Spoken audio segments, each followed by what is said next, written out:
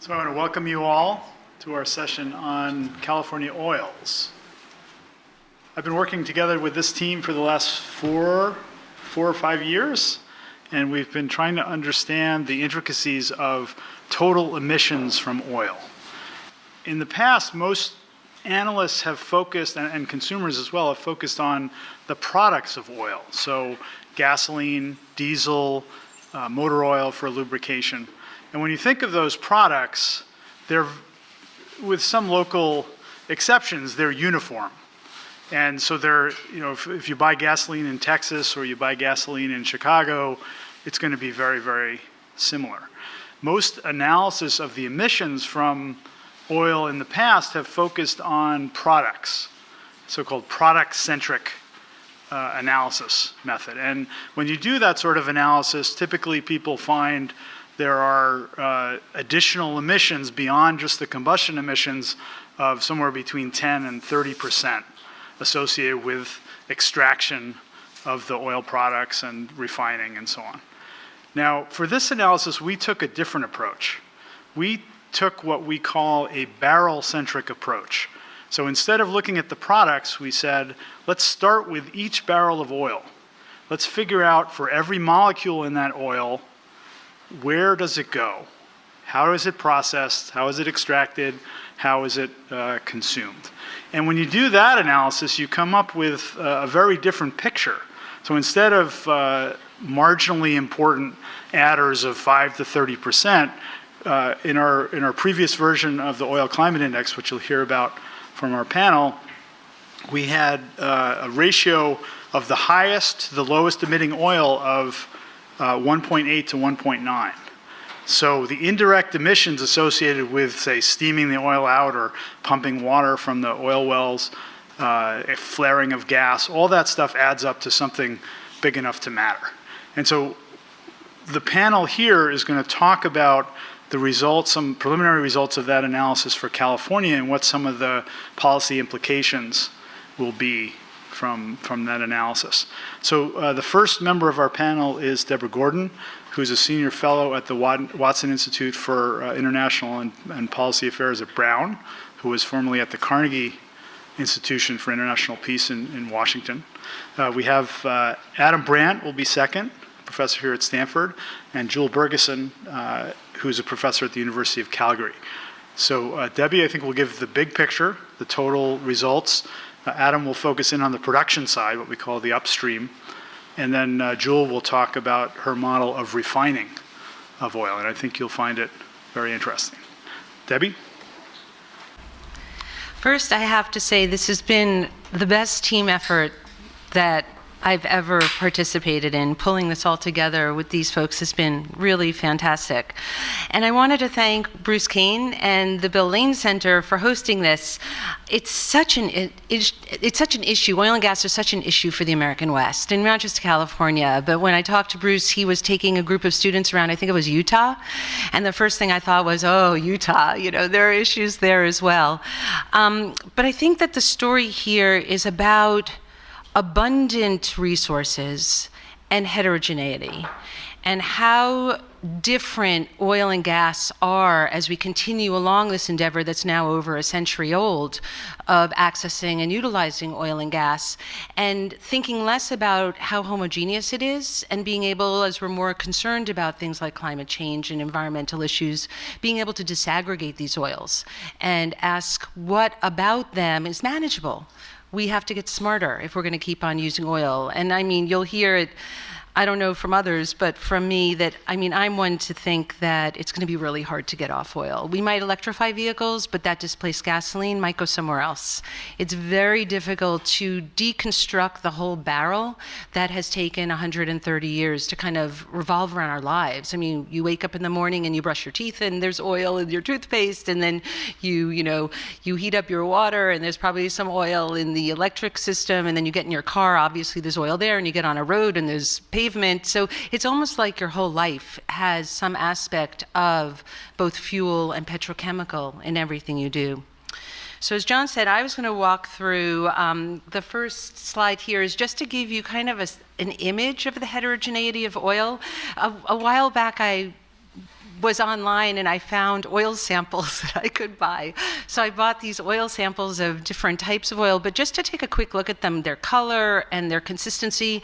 I mean, these are different oils around the world, and to look at them, you'd have to ask yourself, well, if they look this different, and you know chemically and physically they're that different, from reddish to solid black, then you have to probably ask, well, what does that mean for climate change? Because if they're that different, they're not going to necessarily be identical in terms of their emissions. And that was really the genesis of this project, which was to realize unconventional oils were going to be more different from each other than conventional oils were, and then what was going to be the climate impact of that. So the Oil Climate Index, as John said, compares the life cycle greenhouse gas emissions from these different oil resources. And we went through these models. The first that was already, that Adam will talk about, that was already created for the low carbon fuel standard in California is OPG. And that's a model that has now been, 12 years? Yeah, it's many years in operation within the state and elsewhere in the world, actually, that looks at the greenhouse gas emissions from producing a barrel of oil. So you'll have these equivalent barrels, but they're not so equivalent in terms of their emissions, and that it analyzes that. But when Adam and I first put our minds together about this project, we thought, well, you can't really just talk about production. You really have to talk about what do you do with that oil that has no market. Raw crude is not anything useful for us. So we brought Jewel in to do, she'd already had an early version of a refining model that looked at the greenhouse gas emissions from refining these otherwise similar types of oil that are not all that similar. And then what I built out at Carnegie was OPEM, which is a module that actually takes the resulting products that come out of the prelim model, the refining model.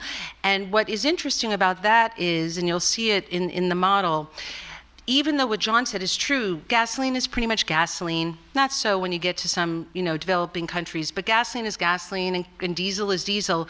But out of a barrel of oil, you don't get the same amount of gasoline from every oil, and you don't get the same amount of diesel, and you don't get the same amount of jet fuel or petrochemical. So what we were able to do with OPEM is look at the sum of the emissions from those products that came from different oils, and it's those product differences that make for a very big difference. We found, I think actually I put it a little bit too high for prelim, but it's about a factor of 10 between the highest and the lowest emitting oil to produce a barrel of these different barrels. So a huge variation in emissions from production. Refining is more like 7x, I think. Jewel has some numbers that she'll show. And then because of these differences in the product slate, the shipping and end use of oil, comparing the highest and lowest emitting oil, was about 50% difference. So even though products are the same, relatively speaking, these oils don't produce the same products, and that leads to different emissions in their end use as well. And this will come up as we try to get off various types of products like gasoline to electrify the fleet. So why are California's oils so dirty? What makes California so unique, really, is that it has high life cycle emissions. So it has higher emissions in all of these different parts of what the Oil Climate Index is measuring. There are oils in California that are really hard to produce, that we will talk about, that have very high, relative to other oils in the world, very high production emissions. Those oils generally that are hard to produce tend to be very heavy. They are hard to refine. So they have higher emissions in their refining part component. And then because there are a lot of solid co-products and they're heavier oils, they have a higher slate of very high emitting products that are more intensive, carbon intensive to ship and to use. So it's really all of those emissions together what make California so different. This wouldn't be the case necessarily in Texas, I'll just add, because Texas's biggest challenge is managing methane, because there are lighter oils there. So those oils are easy to refine, relatively speaking, and they don't have heavy products in their slate. So Texas's challenges are on the production end, largely, and sometimes in shipping, but not in refining. So you end up with a really interesting mix of challenges here in California, and in a state that's very dependent on its oil. We'd like it to go away, but it's going to be very challenging to all go away here.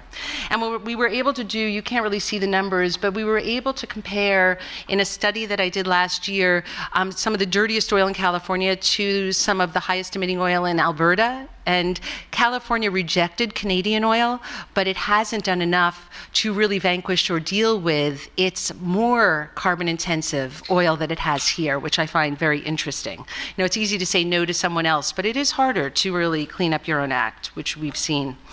So getting into details here, like why are California oils so dirty? They're complex. Is the main reason. Not all, but most. A lot of it because of the geology in California. This carries through into other places, like the Rocky Mountains. When Bruce and I were talking about Utah, there are a lot of, and Alberta, you end up in these places where geology isn't the same, and there are a lot of pressures and temperatures that are pretty extreme, and it changes the oil. So the California oils, others around the world, require enhanced oil recovery. It's a lot of heat, a lot of steam, a lot of water, because they're older oils. They've been produced since about 130 years in production, since the late 1800s. So they're not the easiest oils to deal with. A lot of these fields are flooded with steam, and John is here from Glass Point, which is one of the firms that is using concentrated solar to produce the steam, because what historically has been done is we've used fossil fuels to generate the steam to get the fossil fuels out of the ground. So what you're basically doing is you're kind of upping the ante in terms of climate impact, because you're producing carbon, but you're putting a lot of carbon into the production of carbon. And that's something that we've thought could be a really big benefit changing in California. California's, not surprisingly, its refining infrastructure has grown up around these complex oils. So California has a complex refining infrastructure to deal with these heavier oils, and Jewel will talk about this much more, but the complex refineries need a lot more heat and steam and gas and hydrogen to deal with these oils, and all of that, again, means that the industry is putting a lot more carbon investment into refining these oils. So they're going to get these products out, but they're putting a lot of carbon in to get those products and that carbon out. So there are 13 refineries in California. California has about 2 million barrels a day capacity, and it's the third largest refining state in the United States. And then in terms of the other thing that makes California, Texas also unique, from these heavy oils, there are different ways you can manage it. You have too much carbon in a lot of these oils. So one option, and the option that they use in California, is they wring the carbon out. They basically remove the carbon to make gasoline and diesel. And that carbon that's removed is akin to coal, and it's called petroleum coke. And that's been a really big problem. Canadian oils have this problem. California oils have this problem. Indonesian oils have this problem, where there's just too much carbon in the resource, and the easiest way to transform it is to produce a coal substitute, basically, out of the oil. So getting into California a little bit here, and I think what makes California so unique, actually, in this innovation space, is we can wish away oil in California and say everyone's going to be in electric vehicles, and somehow that's going to just dismantle the oil supply chain. Personally, I don't think it's going to happen that way. But in the meantime, California is importing 3/4 of the oil that it actually refines in the state. So California is already a global leader in terms of being able to ask questions and push innovation, because they're controlling a market here. They're controlling a market for whose oil, which you can see up here, whose oils they're going to buy. And California could say, we're only going to buy the lowest carbon intensive oils. Like, they could really use a lever outside the state that is, toward, whether it's Saudi Arabia, or Algeria, or any of these other countries, Iraq, Kuwait, that they're importing oil from here. And California's oil is actually depleting. So the state's only going to become more and more dependent on imported sources of crude over time. So as I just said, California's oil is depleting. The state can play a very important leadership role here to increase data transparency, because anything California does to open up the door and create transparency of its own oils and its own refining is going to translate into all of those other countries. In order to do business in California, you have to actually disclose. And that could be something that has these knock-on effects within the world, actually, as California has often tried to be and has succeeded to be a global leader in making policy at home. I think that there's a really great opportunity here to do that. In terms of carbon intensity, and this Adam definitely will go into much more than I am, but just a couple of high end, that the red fields here are California fields, and this is by production going into the refineries, and you could see there just are several fields that are higher CI. Same here, the question is that you could see the first bar here, California's oil. This huge high to low is the variance in emissions from producing a barrel of California oil. It's hugely variable. To me, when I see variations like this, I know I can make a difference. Not everything's the same. Let's figure out what we're going to focus on and let's, change it. We did a study last year that actually, and just a couple of maps here, that looked at California's climate risks. What's different about these and what I just showed you is these are total emissions. So these are the emissions from producing, refining, and consuming a barrel of oil. And just you get a sense here of higher risk. The red bubbles are big carbon-intensive fields. These are carbon-intensive fields in the San Joaquin Valley. These are carbon-intensive fields in the Central Coast and the South Coast. The Central Coast's oil life cycle tends to be lower than the San Joaquin Valley. As you can see, there aren't big red bubbles on this. And Midway Sunset's the single largest legacy field in California. It is the field that we found to have one of the highest life cycle emissions. There might be other smaller ones, but this is the biggest producer in the state. And as you can see here, their emissions are about 750 kilograms per barrel. And what you could do to this is you can actually reduce the emissions by generating your steam with renewables, with concentrated solar, and that's where you're seeing this huge reduction in upstream emissions, and then not selling your pet coke. Those are two very big things California could do. So just the few last slides here. I was thinking about what the takeaway would be from this, and I think that the number one thing that I would recommend for California, there's Jared Huffman is a congressman from Marin and has a little bit, I believe, of Richmond. And so he took the work that we did early on, and he has a bill in Congress called the Know Your Oil Act. And I think California should take the Know Your Oil Act and pass it. I think that having California be the master of its domain, where it is collecting all the information on all of its own oils, all of its own refining of those oils, and all those oils that it imports, would be hugely beneficial. I know to our effort, having this data would be great. And that could include having the first ever public library of these oil assays, which tell you what the oil is made of and what it will take to turn it into product, would be fantastic. And in conversations we've had, CARB is definitely all in, but the Energy Commission and Dogger could be much more collaborative along these lines. Like I mentioned before, market measures banning the petroleum coke exports. The idea that California is removing this solid carbon out of its oil and then sending it to India when it's California seems a little bit crazy to me. That there's a higher. I think if people knew, they probably would be much more upset about that. But you get these mountains of solid pet coke like coal. That there have to be alternatives to that. And I know Canada's thinking about alternatives we could talk about there too. And then lastly, technological advances. We talked about solar steam, analyzing synfuels from carbon capture. This is going to be a really big deal. This is the idea of capturing carbon in the atmosphere and then through Fischer-Tropsch turning it into fuel. But just how dirty or clean and how many renewables will be brought into that energy-intensive process will be really important, because what we don't want to do is change out what we have now for something that's more advanced but dirtier. I think that's going to be really important. And then Canada, others are working on producing maybe hydrogen or gas only from underground by basically refining these oils in situ and not even doing 20th century techniques in the future. Really thinking ahead in 21st century ways. And then this whole idea of charting a refining transition. If we're going to say everyone have an electric vehicle, ultimately, the question is, how does that change this whole supply chain? And can we change it so it's lower emitting? So last but not least, just some of the resources that we've produced. We're now adding gas to the Oil Climate Index, so it's going to be the Oil Climate Index plus gas. That will be coming. There have been journal articles. Jewel and Adam have taken the lead, Mohammed, on amazing outreach on this. Reports we've done, and then also lots of mapping on methane and flaring and things that are going on globally that you can see in the OCI. So that's it. Great. Yeah. Debbie, thank you very much. For those of you who want to do a deeper dive, there are some copies. How many copies?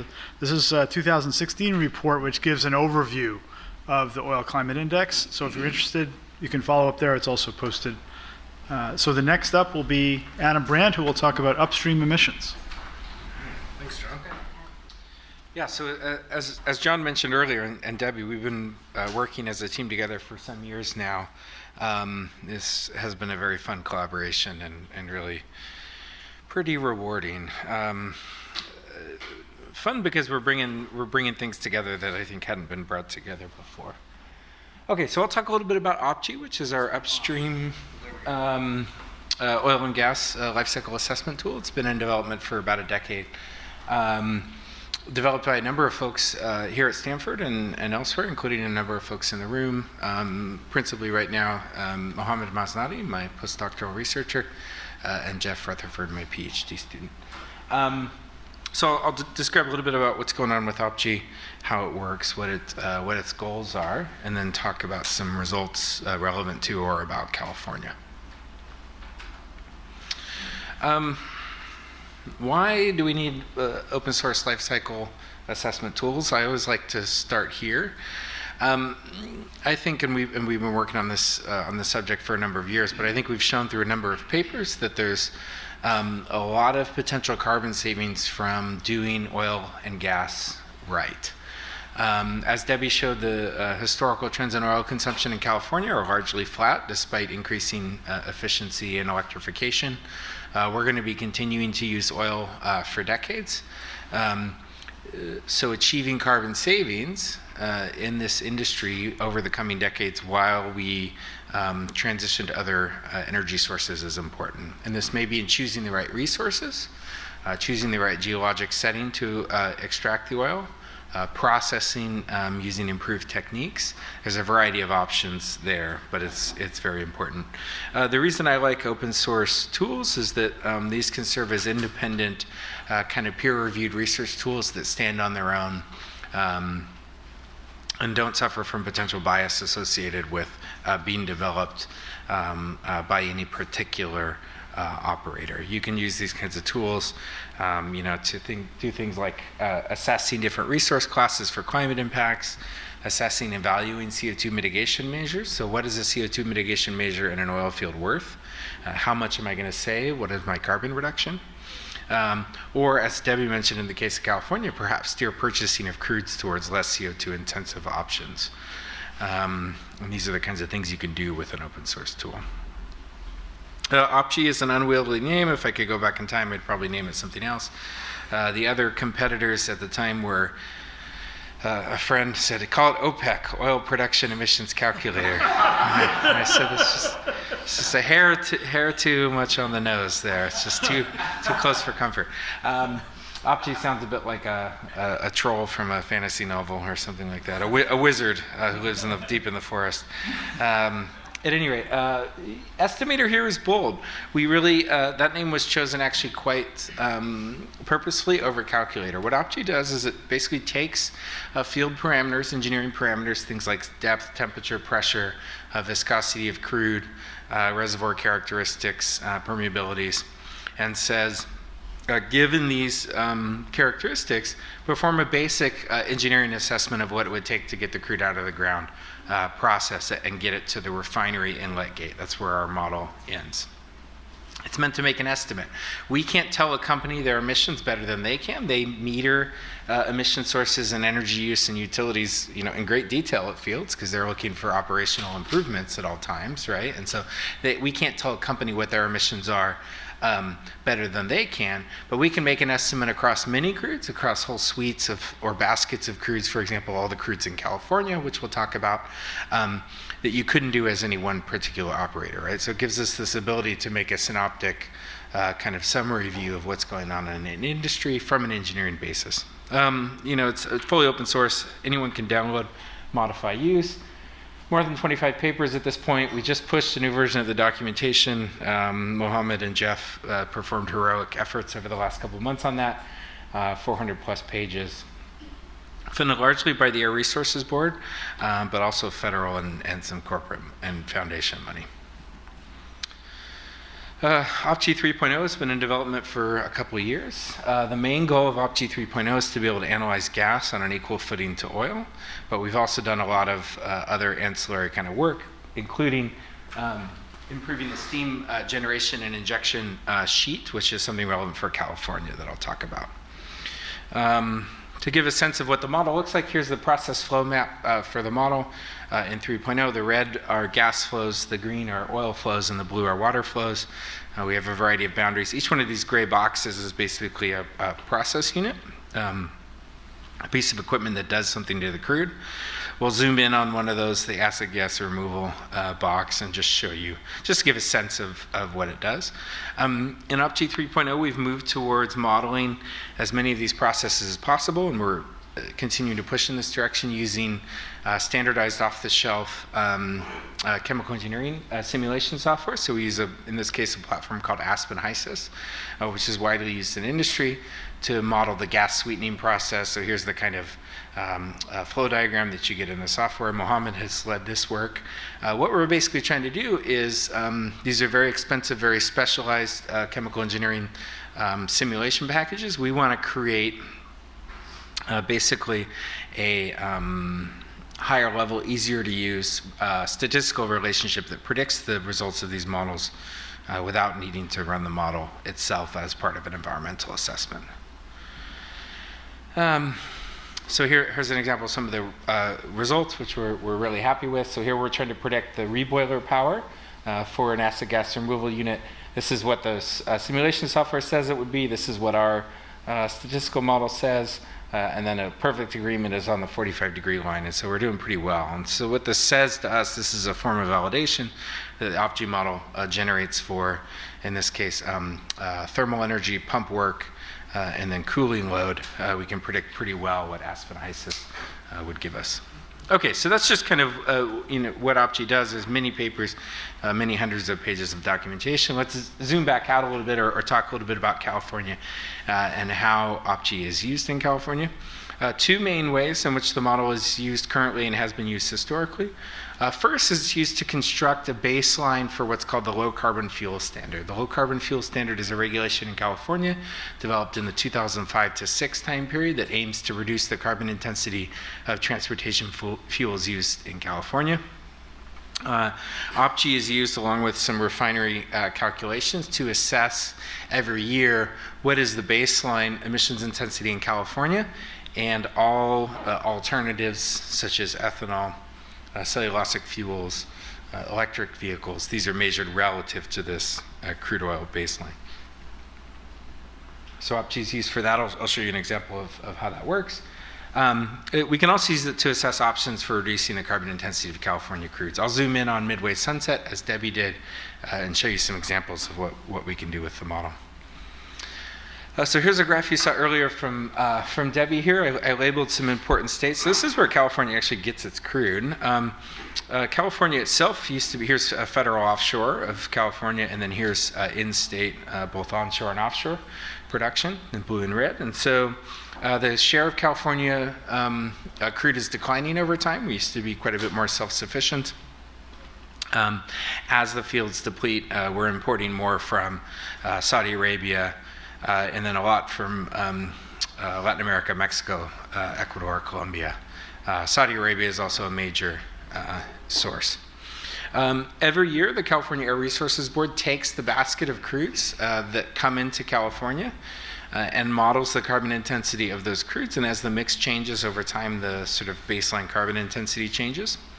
The 2017 number was 11.9 grams per megajoule. That's a bit of an abstract number. So at a sort of a nominal energy intensity per barrel, this gives you about 73 kilograms, a little bit less than a tenth of a ton per barrel. This is somewhat more intensive than the global average, and Mohammed led a paper we published in Science last August, which found a somewhat lower global average. What you'll see, though, is actually the in-state fields in California are quite high, and they're offset by, for example, Saudi Arabian crude, which is quite low. So California's basket is marginally high, but the in-state production is actually quite high on a global basis. And as I said, all the alternatives, electric vehicles, natural gas vehicles, ethanol, they're measured relative to this baseline. And so this has been going on for 6 or 7 years now. OPG has been used to estimate this baseline. We're always improving the model and trying to improve the treatment of crudes coming into California. Largely, this modeling is done by the state of California and the California Air Resources Board. So in addition to kind of creating a baseline against which we measure and sort of compare my electric car, for example, we can also say, what can we do to reduce emissions.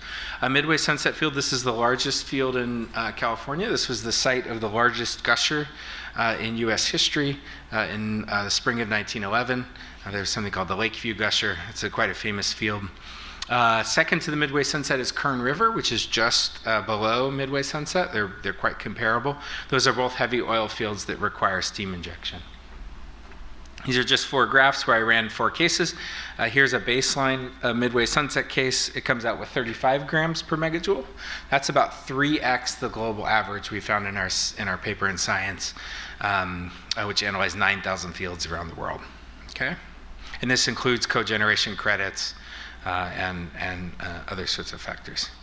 If you replace natural gas with 25, 50, or 75% on an energy content basis, solar thermal derived steam, your emissions can drop significantly. And if you go to 75% solar thermal, you're going to get 50% of your emissions are gone at that point.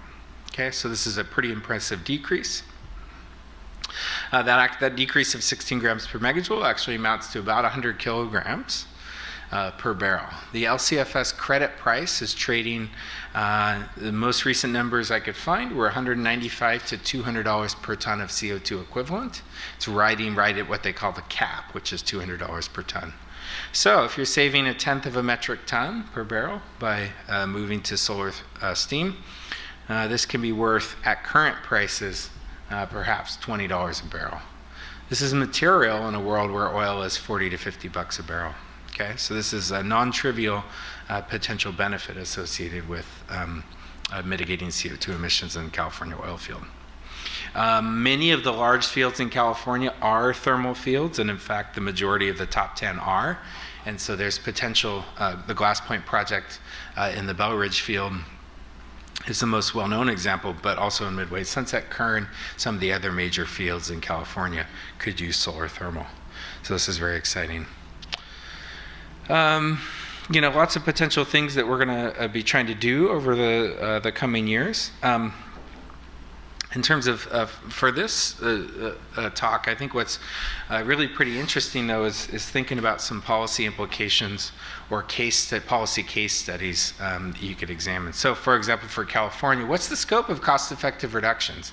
At a current LCFS carbon price, what if you just said, I'm going to stack up all the cost-effective emissions mitigation options that are out there? How much could we reduce emissions from the industry in California? Is it 10%? Is it 20%? Is it 40%? It's a really interesting question.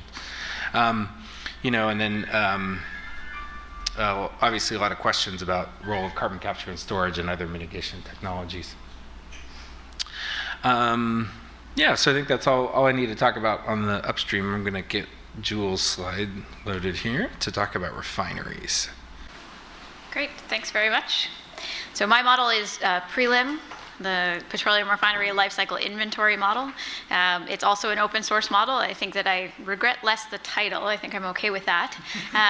What I think I would rethink if I had to start over again is with open source tools, particularly in the lifecycle community, we start with Excel-based tools. And I think that that's the thing I would think about, given the complexity of the model at this point and how much of it has grown. It's still technically open source and technically transparent. But if you've ever tried to track down Excel formulas and looking for parameters and things like that, I think that that's one of the biggest challenges. But it is an open source tool that you can download through our website. Just to talk a little bit about the motivation for how we got started in this. So I'm based in Alberta, looking at large-scale energy systems in Alberta. That means oil sands to a large extent.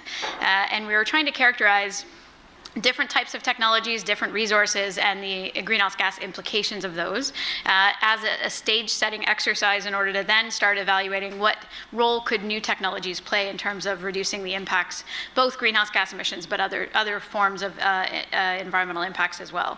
And as we were doing that, we were focusing on the upstream aspects of extracting and processing oil sands crudes, which when they're sitting in the reservoir, tend to be the consistency of peanut butter. So require quite a bit of work, heat, to actually get them to the surface and then to get them to flow in a pipeline. So that's where we focused most of our efforts. And we assumed that the life cycle tools that were available for transportation fuels would sort of capture the differences in refining requirements once it got down to the refining stage. And what we found at that time was that the life cycle tools really didn't differentiate crudes within a refinery context. And so it was sort of applied a standard value to the refining, regardless of whether it was a diluted bitumen where they add a lighter product just to get it to flow in a pipeline, or whether it was a synthetic crude oil that's gone through a significant mini refining process to create something that looks a lot like light crude oil. And so that sort of launched us into the effort of actually building our own refinery model. And so, as I said, it's an Excel-based tool. It looks at a process unit level, and it allows us to look at the implications associated with both different crudes going through a refinery, but also different types of refineries that these products can go into. So that's been the focus of the effort so far. So in the model, as I said, it is a process unit level, and we try to capture the dominant process units within a refinery. When you talk to people in the refining industry, they put forward the fact that every refinery is very unique, and so our intention was never to represent any one particular refinery in specific detail. The individual refineries have linear programming tools that allow them to do that in a very detailed way.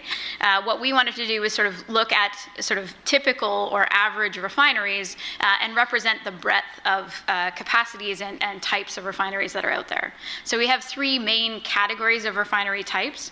This first set of process units would represent a light refining or a hydroskimming type of refinery, and that's the type of combination of process units that would be in a refinery like that.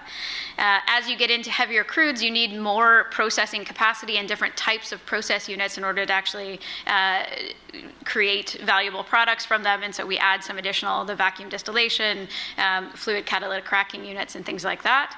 And then for the very heavy crudes, you can get into the deep conversion refineries, where you would have the vacuum residue upgrading with delayed coking or hydrocracking and so on. And so we've got options for three categories. If you rearrange these process units in different ways, you can represent up to 11 combinations of those process units. So we're still not representing individual refineries, but we are capturing the broad spectrum of refinery types that you can see across the world.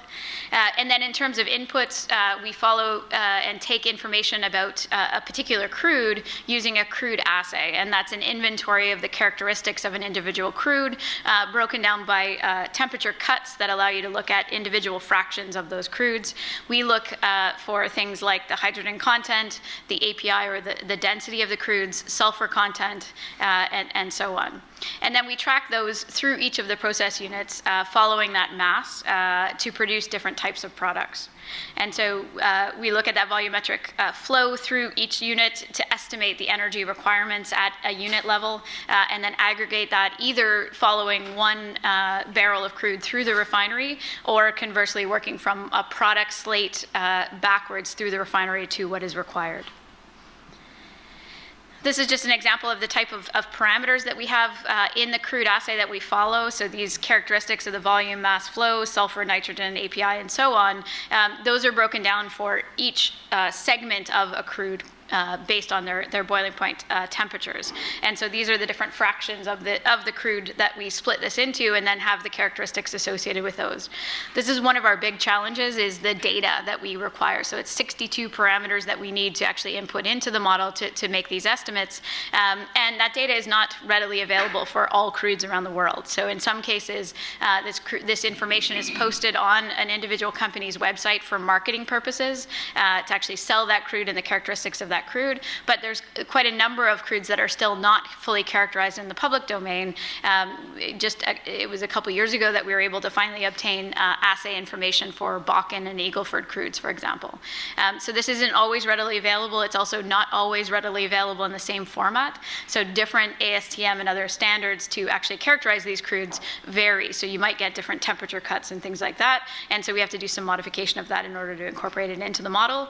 But at this point, we have, I think it's 144 assays that we have, which represents a good range of crudes around the world, but definitely not all. So this is just an example of the types of results you can get from prelim in terms of the characterization of the greenhouse gas emissions associated with different types of crudes. And so, for example, we've just got Canadian crudes here, but they do give you the range of emission intensity associated with processing different types of crudes in different types of refinery configurations. So this is grams of CO2 equivalent per megajoule of crude going into the refinery. And then each of the bars is associated with a different type of crude. So we start with the bitumen coming from oil sands operations all the way through to conventional sweet, light crude products within the Canadian context. And then the different colors show you the breakdown of where those emissions are coming from. So again, there is a complex set of process units that there's not one particular process unit or consumption type that's going to drive these emissions. We can see that we've got a variety of heat, steam, electricity, hydrogen, that's all contributing to the greenhouse gas profile, and that you can see some variability of that across these different crudes. So that's just an example from our original work in this space. To put that in a slightly broader context of the global perspective, we've started looking at characterizing this on a sort of country-by-country basis. And this is work with Aramco Services in collaboration with them, which follows similarly to the work that Adam and his group have done looking at the upstream piece. And so this is just sort of a picture of global refining capacity. So this is how many millions of barrels of crude are processed in each country every day.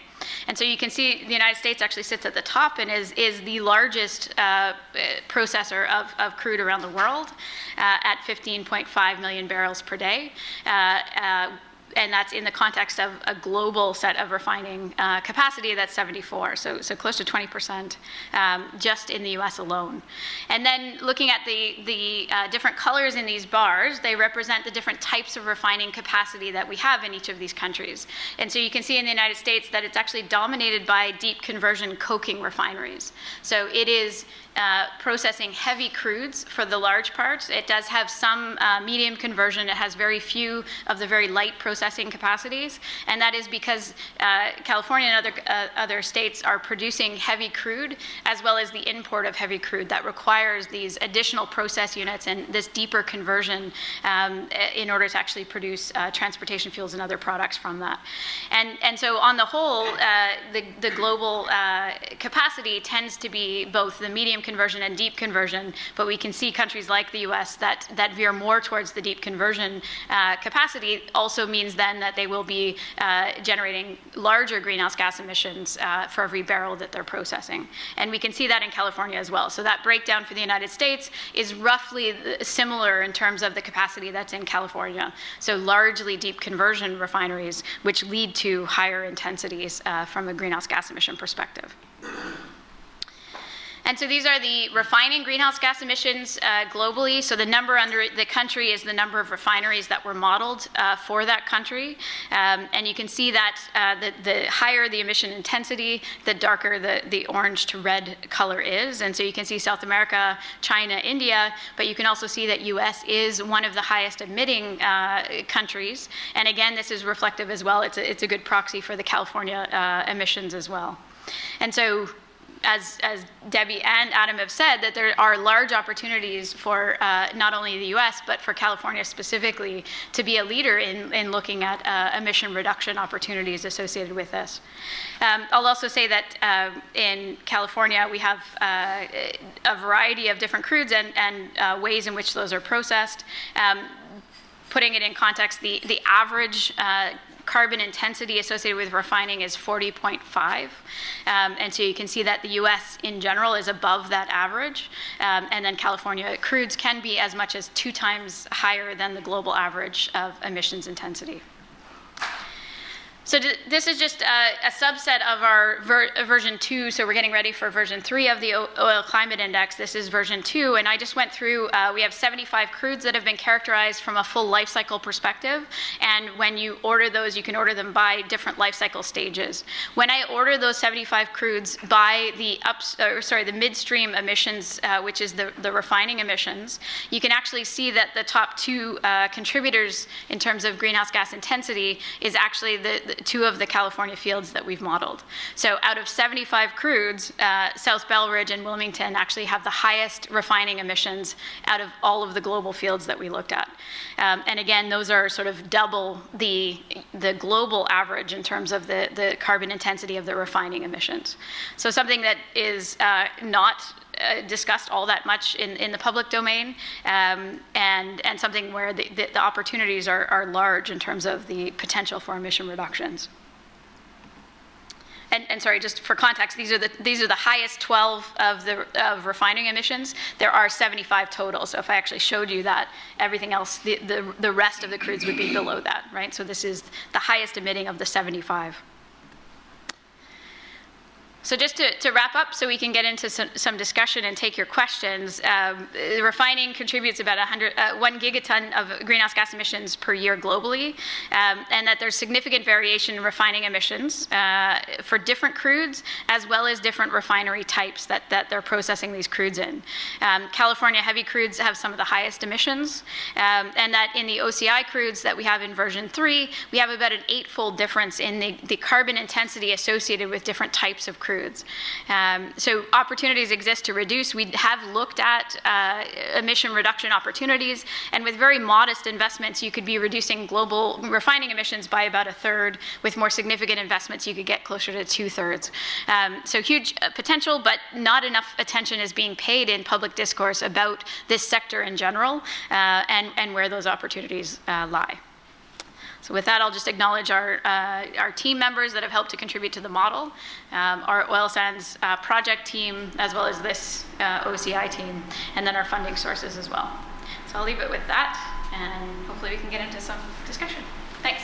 Great, thank you very much, Jewel. So Adam has a hard stop at 1:20 because he has to teach a class. So if there are any questions about the upstream emissions, I'd like to start with those. We have a Zoom presentation going on here at the same time. So when you ask your question, I'm going to repeat it so that they on the computer can also hear it. Okay? So any upstream questions to start with? Okay. I'm gonna raise. Okay. Sir, or two. Sir, can I get you away from the microphone, please? We're all recording. So the microphone's coming your way. Oh. Coming across. Thank you. Hi, my name's Steve Zeeman. I used to work for Chevron for 30 years. Worked with Debbie at the very beginning. Okay, so a few things here. One of the things that I have heard recently, and it has to deal with the heavy crude fields in San Joaquin Valley. And this is more an economics question, is right now those fields are not cost competitive with what's going on in the Permian and other places. And those fields have a lifetime probably of another 40 years. But I've heard through the grapevine they may start pushing harder to continue that and bring those field lifetime down to 20 years, which means we're putting more emphasis, more CO2 out if they follow that. So that's a policy issue, and just be aware of it. The second thing is, I'd love to see, because I did air quality, the associated changes in other pollutants as well that you have when you do some of these things.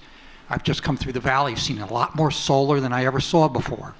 But I would like to see that as well. The valley air quality is still pretty bad.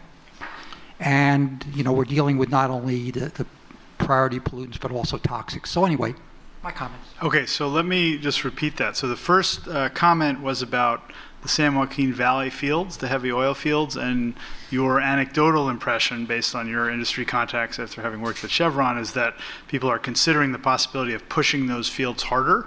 So that means more steam, more water pumped, more indirect emissions, and that would make those fields maybe last only 2 decades instead of the 4 that they're now expected. So that's more of a comment, but it's a policy issue that you're raising, people need to think about. And then the second question is about the other pollutants associated with oil and gas extraction. And that's something that we've talked about a lot in the development of the OCI, and I'll let my colleagues comment on that, but it's clearly something that's relevant, and those emissions are often connected to the various process units and stages in the extraction and processing process for oil and gas. So it's a very important thing. We've thought about it a lot, but we're somewhat data constrained. I will let my colleagues comment further. Is it on? Yeah. Oh, I can add first. Debbie, why don't you come up here, I'll come because then here. the computer They can hear. people can hear you too. So on Steve's first question specifically, I think it goes to the data transparency question. So we have very little data, up-to-date production and oil assay data on California oils. And what Chevron does, or any of these companies do, in terms of changing their inputs, changing their operations, turning things around, has everything to do with the outputs that you've seen here in terms of those emissions. So it could change both the way OPG, say, is even modeling these oils, or at least at the very minimum, the inputs to OPG. And that's why I think data transparency is so important here, because otherwise you're just, either you have no information or you have old, antiquated information. On Midway Sunset, we had an assay from 1978. We have really worked hard to find data here. And that's been a big part of this project, is just to find open source data. The modeling is seems like it's the hardest part, and I know it is hard, but finding the data has really been challenging. And California just seems like it's the right place for transparency, especially if there are going to be changes like this that happen in operations that will have material changes to emissions. I'll just say as well, another plug for open source is that the U.S. Department of Energy has just funded work to actually add conventional pollutants, land use, and water use to the prelim model. So we actually now have that available, so we can start exploring, along with the greenhouse gas emissions, the other environmental impacts, because I agree they're absolutely critical, and you want to make sure you're not creating new problems by fixing others. Yeah, just a couple points. With regard to the broader pollution benefits, the heavy oil industry in California is, it's a major source of gas consumption, but it's much cleaner than it used to be. For the first 20 or so years of the industry, until a period of about 1979 to 1983, they burned a lot of produced crude to generate steam, raw produced crude. What?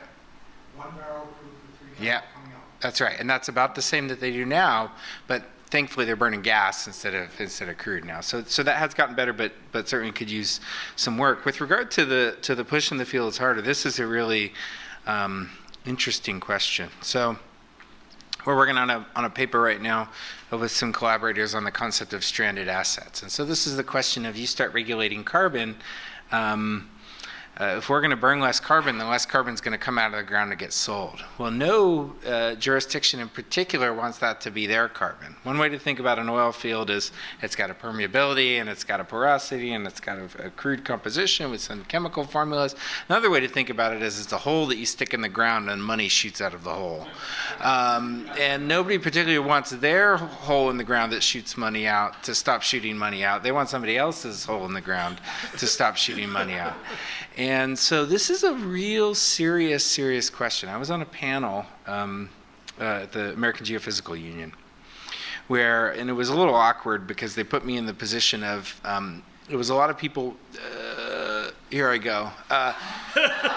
There was a lot of people ranting and raving about, if only we could stop evil ExxonMobil, the world would be saved. I politely raised my hand and said, you do realize that something like 80% of the world's reserves are held by national oil companies, and that those oil reserves single-handedly prop up, social programs, schools, and everything else across a huge number of countries in Latin America, Middle East, Southeast Asia, et cetera. Are you going to convince them to keep the oil in the ground? Because, like I said, it's a hole in the ground that money shoots out of.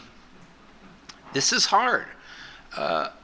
In 2005 or 6, I was in Sacramento working on the original low-carbon fuel standard study. I politely raise my hand from the back and say, hey, if we want low-carbon fuels in California, why don't we just shut in the heavy oil fields and import light crude?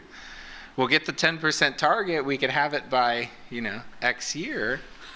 my advisor on the way back, I was a graduate student at the time, said, Adam, don't ever raise your hand in a meeting and say something like that again. Why? Because we're a green state, but they provide a lot of good jobs and a lot of money comes out of those oil fields, right? And so this is the challenge of, if the companies are doing that, well, they potentially see the writing on the wall in terms of carbon regulation and say, hey, we've got a hole in the ground. Let's get the money out while we can.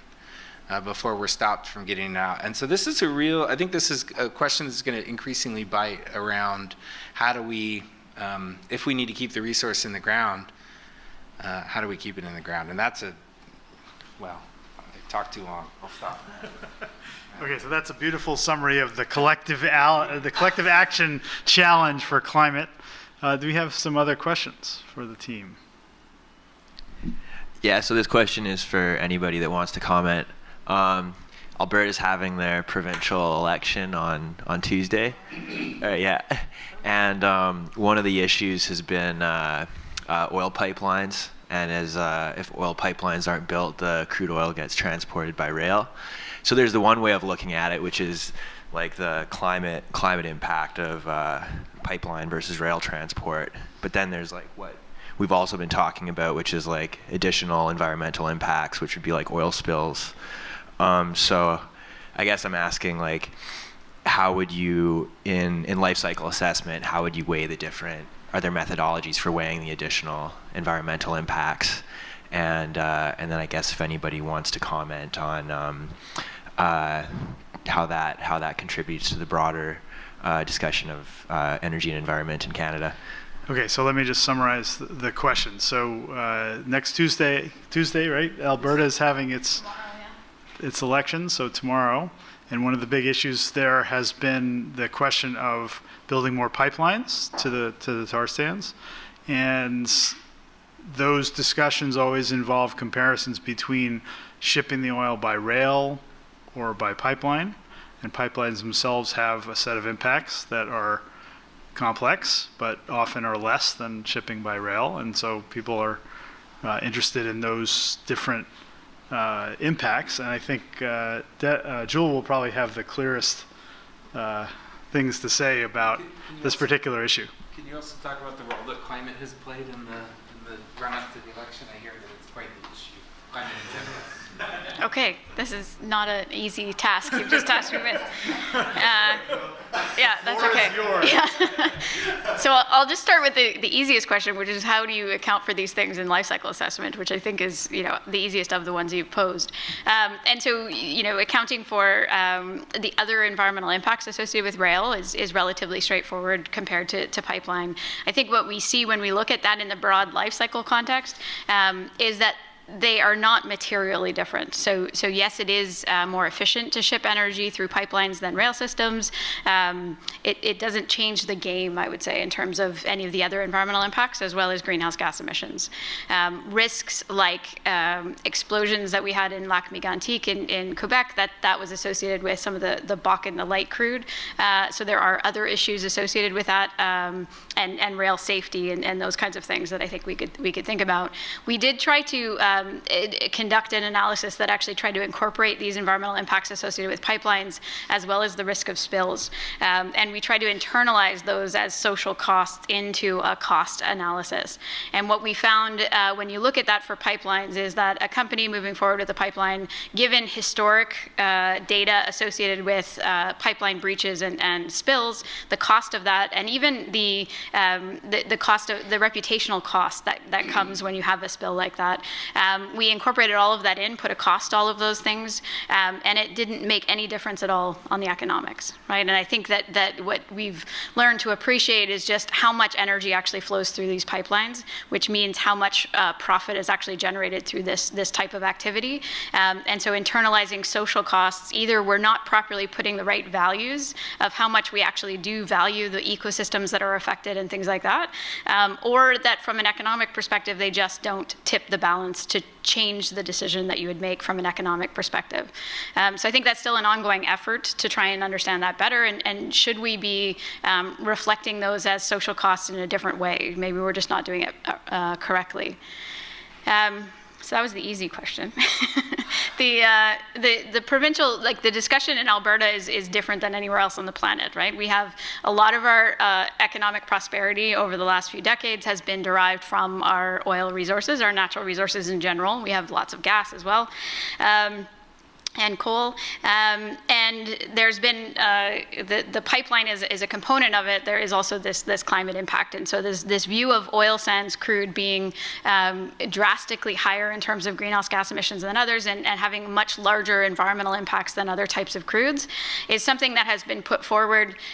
Part of the effort here has been to try and put that in the context of the global perspective. So I think what we see from the greenhouse gas emission perspective is that oil sands tend to be on the higher side of the spectrum, but that it really is a spectrum, right? So, we were just talking about the California crudes being as greenhouse gas intensive, and so there's some context there, and I think there's a perception around the world about the oil sands crudes that some of it is very factual and raises issues that need to be addressed. Others are just this perception that it's dirtier without a quantification of how much dirtier and compared to what.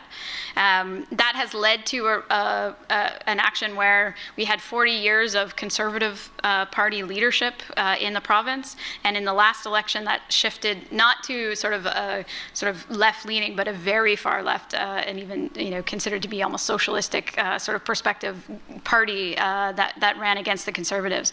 So we now have had 4 years of the New Democrat Party in Alberta, who the first thing that they did was launch a climate leadership plan and put in a price on carbon.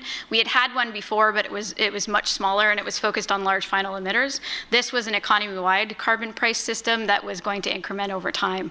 And that allowed us to maintain our own plan for climate action, as opposed to the federal program, which just came in 2 weeks ago, that if each province didn't have their own plan for pricing carbon, that the federal program would actually impose one on them. So that's allowed that to happen. The Conservative Party that's running now is saying that the first thing that they'll do when they get into power is to scrap the carbon tax. But my perspective on this is that people are generally more opposed to the carbon tax because of the tax rather than the carbon. So most people in Canada recognize that climate is an issue, that we need to do something to fix that, but that they're very much opposed to taxes. And so that's been sort of where the balance of the conversation has led. And well, we'll see tomorrow what the outcome of that will be. Hopefully that gets some of the answer anyway. Okay, so let me just add one more thing on the pipelines versus rail issue on the safety side there. This is yet another example of where we need more transparency in the assays around the crude and products that are being shipped, because the characteristics of those products or that crude has a huge effect on how volatile those tank cars are or the pipelines are. And so right now there's almost no transparency. Like, local governments have absolutely no idea what's in the trains or what's in the pipelines.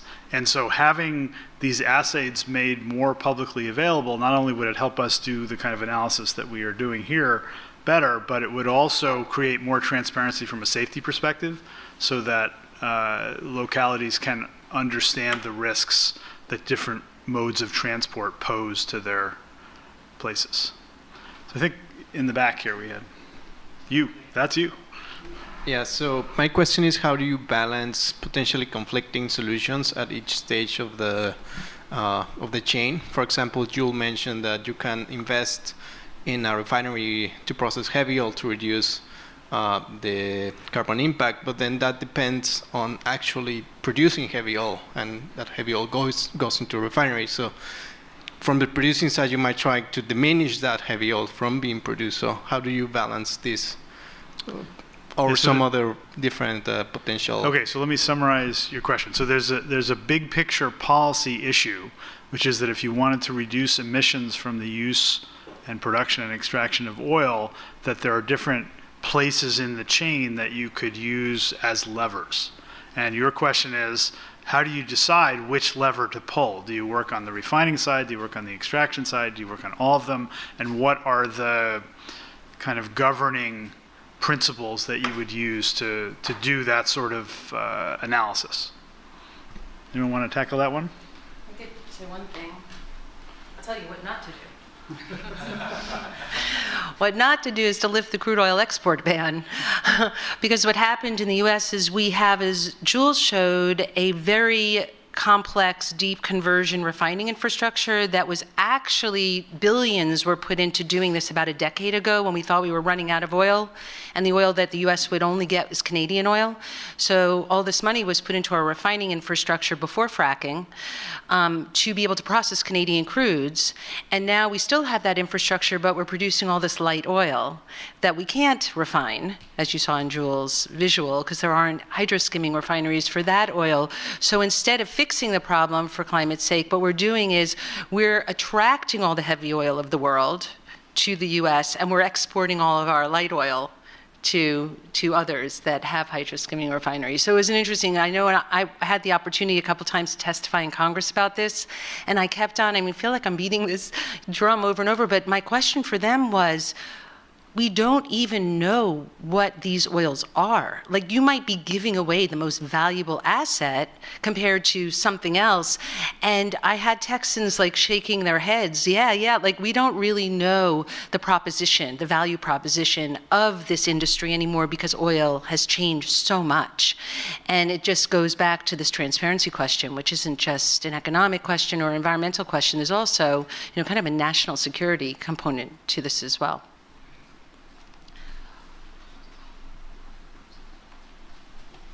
I'll just say quickly that I think that these kind of tools, that's what they're, now that we've got them connected and looking across that supply chain, allows you to then start layering in what would a new technology do. In the oil sands, they're striving, putting lots of effort into reducing the impacts associated with the oil sands. And part of the work that we do is to ensure that anything they're doing upstream is not going to have a negative effect downstream.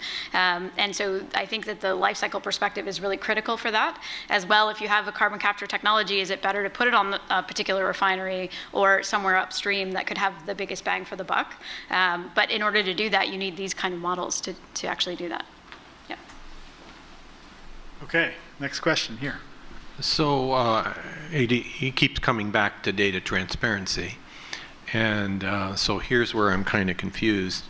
Here we are in a democratic state. Presumably these transparency laws could be passed at the state level, right? So I am dazed and confused as to why California, which is on the cutting edge of climate change legislation, is balking at putting the data out. Now, it does remind me a little bit of the same problem that we have with respect to what's happening in aquifers. And so when we went to finally legislate the withdrawal of water in aquifers, the transparency conditions on that were highly compromised in order to get a deal. But I don't really see oil as a major player in the Democratic Party finances, particularly in this era. So what is it that's preventing the legislation? Why isn't there somebody in Sacramento, or maybe there has been somebody in Sacramento who has done it? Why isn't it succeeding? I don't understand what the obstacle to getting this data out in the public is. Okay, so let me summarize the question. So in the Democratic state of California, there's a puzzlement over why there might be people in the state government balking at more transparency for the data for oil. Not some people. There's Well, always some people in California that obstruct any. okay, but okay, so let me. As a whole doesn't overcome. So there, yeah. So one anecdote that I will say before I turn it over to Adam, who's lurking behind me here. We did a presentation in DC when we first created the Oil Climate Index, and Mary Nichols was sitting next to me. We had John Holdren, one of my old professors, who gave a talk, and I interviewed him on stage. But Mary Nichols, during the dinner, she turned to me and she said, "The governor is worried about what you're doing." And the Governor Brown, yeah. And so part of the issue, and it relates to the money flowing out of the holes, is that there's so much money flowing out of the holes that any politician is at least mindful of an industry that's still producing 2 million barrels a day. So it's still a powerful interest group. And so the question is, what is the right way to make that case, and who are the people who can actually pull the lever? There's probably a way to do it. It makes a lot of sense, but they are a powerful interest group. There's no question. We've had this conversation. It's a very good question. We've had this conversation a lot over the years. I've heard a lot of different takes on it. One is that we're like 70% reliant on imports now. And we were hearing a lot of discussion in Sacramento around when the regulation was first coming into sort of development, is how much can you reliably ask from another country? What can you expect them to give you? What can you expect them to give you in verifiable, auditable, traceable, third-party certified sort of fashion? So one of the challenges is that globally the industry is a little opaque. Partly this is competitive, and partly, and like any industry is competitive, but partly this is also because there's a strong national character to the resource. And so it's seen as the national patrimony or the national sort of endowment. And producing countries typically tend to be pretty reluctant to, was what we were hearing, reluctant to, the state of California wants you to give us this information, we don't want to give you that information, right? And so there were real challenges about how you, let's just use an example. So we import oil from a country in the Middle East. How do you expect them to report their flaring rates? How do you expect to certify that they're reporting those correctly and aren't essentially telling you what you want to hear? So there were real concerns about the ability to monitor such a complex global supply chain. I don't know that I totally believe those. I see the issues. I don't know that any of those are deal breakers. My hope would be that if California said, hey, in order to get us in order to sell your crude in the state, you need to supply these sorts of carbon intensity numbers. Oh, and by the way, you need to have a method by which you computed those that's auditable and traceable. I would hope that folks would comply and say, well, I'm trying to sell a tanker of crude. It's not actually that much work given the amount of value that's contained on a tanker of crude. That's a lot of money. I would think that they could make it happen, but we certainly have heard a variety of kind of forms of pushback over the years that this is impossible to do, impossible to verify, impossible to ask of producers. They're going to tell you to go away if you ask for this information. And so I guess I don't know exactly where I stand on that, but we've certainly heard. Impossible, technically impossible, or just no, like Lieutenant of Vladimir Putin, please tell me how much you're flaring and venting. And Lieutenant of Vladimir Putin says, go away. I'm not going to tell you that. And then you're sort of like, well, right? So I don't know how much power an importing jurisdiction has. I don't know. I mean, this is a question. We haven't tried, and I just don't know what can be asked of on the international stage, what can be asked and what can be expected. In-state California is among the best. Canada's more transparent, Norway's more transparent, UK is somewhat equivalent. But in terms of we were trying to collect data from all over the world from the oil industry, California is pretty good. So it's not in-state. We know what's going on in-state as well as we know what's going on pretty much anywhere. Right? It's more the rest of the world. The only exception is the assays. Actually, you're true. Yeah. Docker is actually pretty transparent. Yeah. I just wanted to follow up on a comment that you just made, and that is when you start going over to some of these other countries and dealing with their oil and gas ministries and things like that, what you find out is they may have regulations on the book. Enforcement of those regulations is nil in some instances. I will only say that I've traveled in some parts of Africa and Asia, and it ain't like the U.S. and this is not like Canada, and that's part of the problem. You just don't have the forcing function to do that. Okay, so the comment, before you respond, the comment was about the divergence between actual practice and what the rules say on the books in many countries. And there's in many countries there's a big divergence between those two. I was just going to go back to, and also to Bruce's comment, because early on when we were releasing the Oil Climate Index, and we did a lot of briefing at CARB and a lot of briefing at EPA, and it became really obvious to me that, well, these are agencies that enact legislation. EPA had no reach into oil. CARB, through the low carbon fuel standard, can reach into oil, but that's what John opened up with. That's kind of product backward. It's not everything about oil. It's about how you moderate oils in order to deliver on this low carbon fuel standard. In talking to the Energy Information Administration, the Department of Energy, the California Energy Commission, the energy security counterparts, it's clear that they're controlling this space for security of supply. And they have no real incentive to produce transparency at all. That's not, I mean, they just want to make sure these agencies, CEC and DOE, were set up during oil crises, these oil crises in the 70s.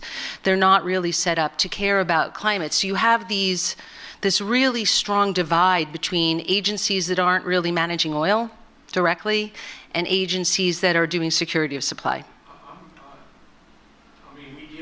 With the CEC, and it is not my impression that they're indifferent in any way to the climate change goals of our legislation in this state. So I'm a little surprised that you would say that. I mean, I could buy an argument that says, and a more common answer that you would get in this state is labor. Okay, so one of the reasons we cannot import electricity from Wyoming and with the transmission lines is that labor wants the jobs in California. So that seems to be a much more plausible explanation of why the Democratic Party isn't pushing on this. But I can assure you, we deal with CEC all the time, and we send our students up there. They're very much into climate change, and if you have a strong argument that this could be reducing greenhouse gas emissions, I can't believe that they are indifferent to that. I think it's more likely to be something like the objection related to jobs. It could be, except for Jewel was with me. We presented to the Energy Commission, to several commissioners a couple of years ago. They said it explicitly. Not interested. Not interested.